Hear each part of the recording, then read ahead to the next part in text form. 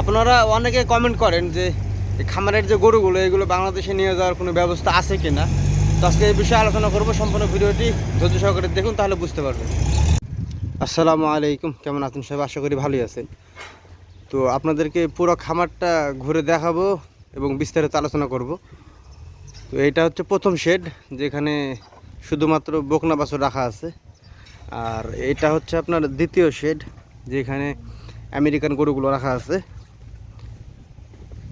এগুলো সবগুলো কিন্তু আমেরিকান প্রজাতির গরু, এবং আপনারা হয়তো বুঝতে পারছেন যে কত সুন্দর, মানে অনেকটা দেখতে কিন্তু মহিষের বাচ্চার মতো। আসলে এগুলো মহিষের বাচ্চা না, অনেকে দেখে আবার ভুল করে। তো এগুলো হচ্ছে সব আমেরিকান প্রজাতির গরু। বাংলাদেশে কিছু সংখ্যক হয়তো বা দেখা যেতে পারে, কারণ বাংলাদেশে এগুলোকে আপনার ব্ল্যাক আঙ্গুস নামে বা বিভিন্ন জনে বিভিন্ন নামে চিনে থাকে। আমি আপনাদেরকে বাকি যে গরুগুলো আছে খামারে সেগুলো দেখাই আর আলোচনা করি।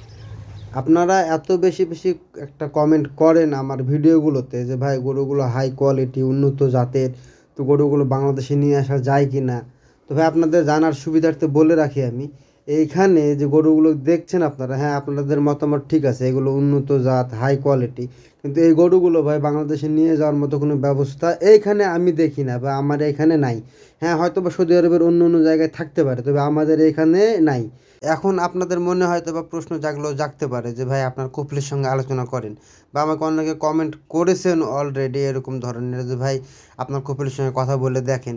তো ভাই এই বিষয়ে আমার কথা বলা আছে, আমি একদিন আলোচনা করছিলাম তো আমার সঙ্গে মশকরে করে, মানে হাসে, ঠিক আছে, মানে বলতেছে যে তুমি দেখো এখানে যে কাস্টমারগুলো আছে এদের চাহিদা আমি মেটাতে পারি না, তাহলে এই যে চাহিদা না মেটানোর যে একটা ঘাটতি থেকে যাচ্ছে, তাহলে এর মধ্যে থেকে আমি এই গরুগুলো কীভাবে বাংলাদেশে পাঠাবো। আর দ্বিতীয় কথা হচ্ছে আমি এত ঝামেলা মাথায় করতে পারবো না, কারণ আমার বয়স হয়ে গেছে।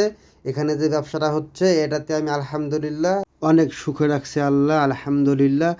আর সবচেয়ে বড় কথা হচ্ছে যে এখানে গরুগুলো রিজেক্ট গরু, এগুলো এক দেশ থেকে আরেক দেশে নিয়ে যাওয়াটা একটু বিপজ্জনক হয়ে পড়বে, কারণ রাস্তায় অ্যাক্সিডেন্ট ঘটে যেতে পারে, মারা যেতে পারে, তখন ওগুলো না দায়ভার কে নিবে, মানে বিভিন্ন ধরনের কথাবার্তা। পাশাপাশি আমি বলছিলাম যে যেগুলো ভালো গরু আছে সেইগুলো, তো ওইগুলো কথা বলার পরেও দেখা যাচ্ছে আমাকে ঘুরে উল্টা বুঝিয়ে দেয় যে না আমি এই বাড়তি টেনশন বা বাড়তি ঝামেলা করতে পারবো না, কারণ আমার বয়স হয়ে গেছে। আমার এখানে যে ব্যবসাটা হচ্ছে এটাতে আমি আলহামদুলিল্লাহ আল্লাহর কাছে লাখো শুকরিয়া। তাতেই আমি বুঝছি যে আসলে এখান থেকে বাংলাদেশি গরু নিয়ে যাওয়া সম্ভব না, কারণ কপিল যদি সাথ না দেয় তাহলে এই কাজ করা টোটালি অসম্ভব, যেটা মানে ভাবাও বোকামি হবে আর কি।